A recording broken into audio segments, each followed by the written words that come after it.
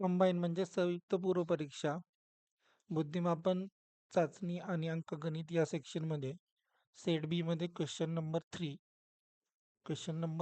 83 83वा प्रश्न बघा.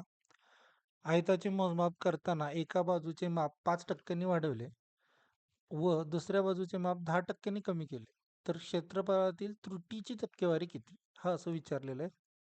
तर स्पष्टीकरण बघा. सूत्र आहे निव्वळ बदल एक्स अधिक वाय अधिक एक्स वाय भागिले 100. किमती बघा.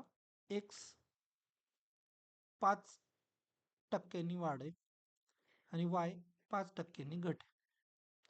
मग त्याची उत्तर येतं ऋणचिन्ह घट दर्शवते, म्हणजे त्यामुळे त्रुटी ही 5.5% येते आणि हे त्याचं उत्तर आहे क्रमांक 2.